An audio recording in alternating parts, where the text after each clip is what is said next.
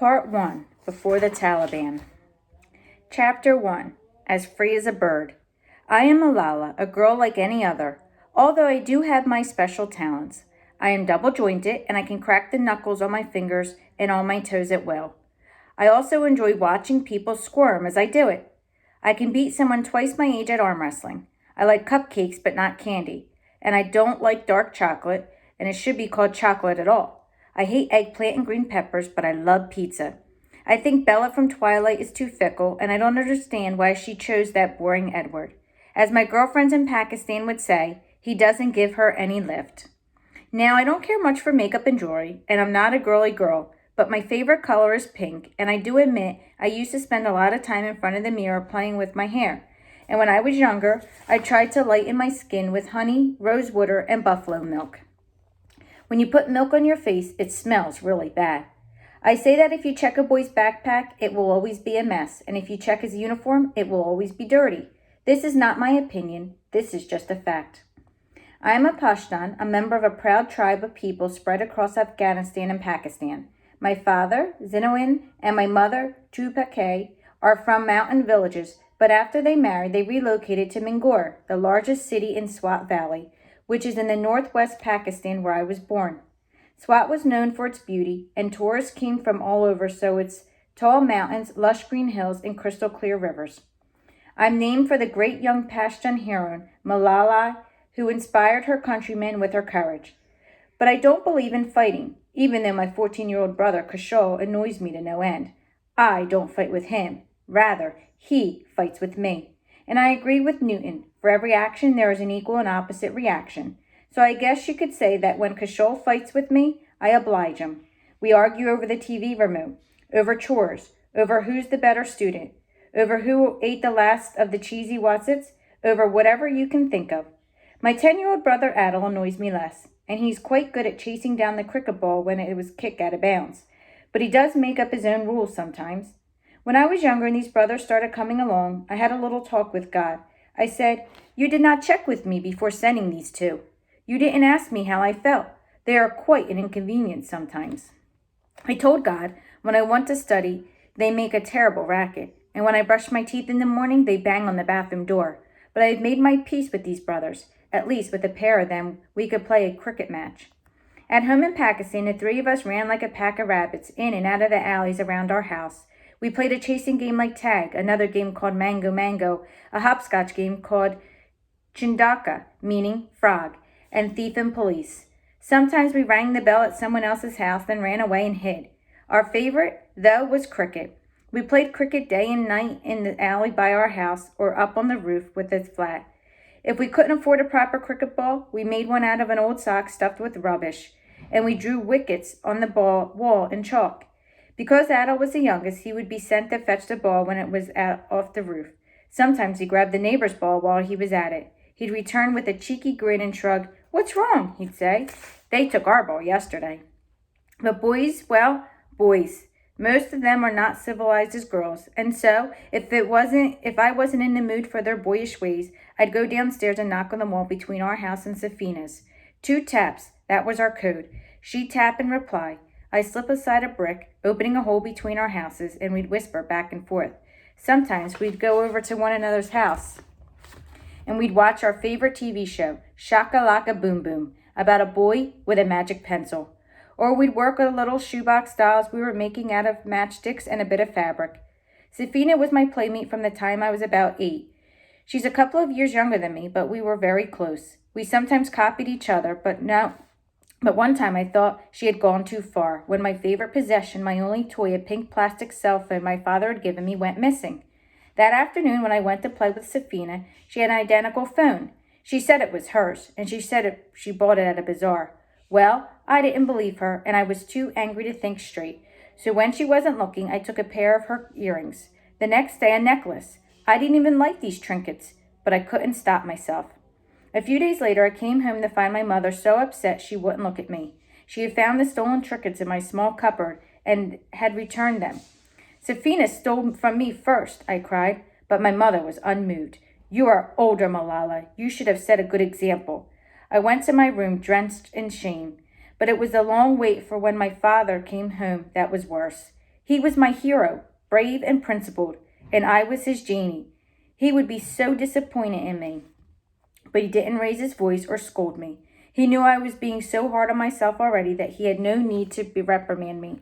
Instead, he consoled me by telling me about the mistakes great heroes had made when they were children. Heroes like Mahatma Gandhi and the great pacifist, the Muhammad Ali Jinnah, the founder of Pakistan. He played a saying from a story his father used to tell him. A child is a child when he's a child, even if he's a prophet. I thought of our Pashwani code, which governs how we Pashtuns live. One part of that code is Badal, a tradition of revenge, where one insult must be answered by another, one death by another, and on it goes. I had my taste in exacting revenge, and it was bitter. I vowed that I would never partake in battle. I apologized to Safina and her parents. I hoped Safina would apologize too and return my phone, but she didn't say a thing. And as difficult as it was to keep my new vow, I didn't mention my suspicion concerning the whereabouts of my phone. Safina and I quickly got back to being friends, and we and all the neighborhood children were back at running and chasing games. At that time, we lived in the part of town far from the city center. Behind our house was a grassy lot scattered with mysterious ruins, statues of lions, broken columns of an old stupa, and hundreds of enormous stones that looked like giant umbrellas, where, in the summer, we played parpatuni, a game of hide-and-seek, and in the winter we made snowmen until our mothers called us up for a cup of hot milky tea and cookies. For as long as I can remember, our house had been full of people, neighbors, relatives, and friends of my father's, and a never-ending stream of cousins, male and female. They came from the mountains where my parents grew up, or they came from the next town over. Even when we moved from our tiny first house, I got my own bedroom. It was rarely my own. There always seemed to be a cousin sleeping on the floor. That's because one of the most important parts of the Pashtwani code is the hospitality. As a Pashtun, you always open your door to a visitor. My mother and the other women would gather on the veranda in the back of the house and cook and laugh and talk about new clothes, jewelry, and other ladies in the neighborhood, while my father and the men would sit in the men's guest room and drink tea and talk politics. I would often wander away from the children's games, tiptoe through the women's quarters, and join the men. That, it seemed to me, was where something exciting and important was happening. I didn't know what it was exactly, and I certainly didn't understand the politics, but I felt a pull to the weighty world of men. I would sit at my father's feet and drink in the conversation. I loved to hear the men debate politics, but mostly I loved sitting among them, hypnotized by this talk of the big world beyond our valley. Eventually, I'd leave the room and linger a while among the women. The sights and sounds in their world were different. There were gentle, confiding whispers, tinkling laughter sometimes, raucous, uproaring laughter sometimes. But most stunning of all, the women's headscarves and veils were gone. Their long dark hair and pretty faces, made up with lipstick and henna, were lovely to see. I had seen these women nearly every day of my life observing the code of Purdah, where they were to cover themselves in public. Some, like my mother, simply draped scarves over their faces. This is called niqab. But others wore burqas, long flowing black robes that covered their head and face so people could not even see their eyes. Some went so far to wear black gloves and socks so that not a bit of skin was showing. I'd seen the wives be required to walk a few paces behind their husbands. I'd seen the women be forced to lower their gaze when they encountered a man, and I'd seen the older girls who'd been our playmates disappear behind veils as soon as they became teenagers. But to see these women chatting casually, their faces radiant with freedom, was a whole new world. I was never much of a hand around the kitchen. I'll admit that I tried to get out of the chopping the vegetables or cleaning dishes whenever I could, so I didn't linger there long. But as I ran off, I'd always wonder how it felt to live in hiding. Living under the wraps seemed unfair and uncomfortable. From an early age, I told my parents that no matter what other girls did, I would never cover my face like that. My face was my identity. My mother, who was quite devout and a traditional, was shocked. Our relatives thought I was very bold. Some said rude. But my father said I could do as I wished. Malala, you will live as free as a bird, he told everyone. So I would run to rejoin the children, especially when it was time for the kite flying contest, where the boys would skillfully try to cut their competitors' kite strings. It was an exciting game full of unpredictable escapes and plunges. It was beautiful and also a bit melancholy for me to see, and the pretty kites sputter to the ground. Maybe it was because I could see the future that would be cut down just like those kites, simply because I was a girl. Despite what my father said, I knew that Safina and I got older, we'd be expected to cook and clean for our brothers. We could become doctors because female doctors were needed to care for female patients. but we couldn't be lawyers or engineers, fashion designers or artists, or anything else we dreamed of, and we wouldn't be allowed to go outside our homes without a male relative to accompany us. As I watched my brothers run up to the roof to launch their kites, I wondered how free I could really be. But I knew, even then, that I was the apple of my father's eye, a rare thing for a Pakistani girl. When a boy is born in Pakistan, it's cause for celebration. Guns are fired in the air, gifts are placed in the baby's cot, and the boy's name is inscribed on the family tree. But when a girl is born, no one visits the parents, and women have only sympathy for their mother. My father paid no attention to these customs. I've seen my name in bright blue ink right there among the male names of our family tree. Mine was the first female name in 300 years.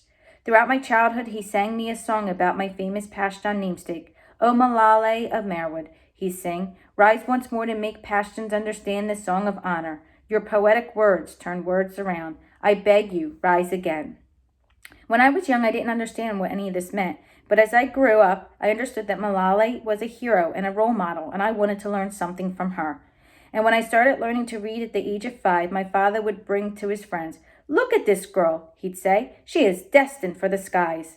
I pretended to be embarrassed, but my father's words of praise have always been the most precious thing in the world to me.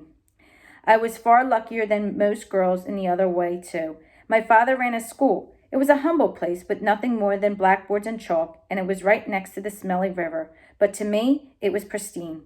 My parents tell me that even before I could talk, I would toddle into the empty classrooms and lecture. I delivered lessons in my own baby talk. Sometimes I'd get to sit in the classes with the older children, and all as I listened to everything they were being taught.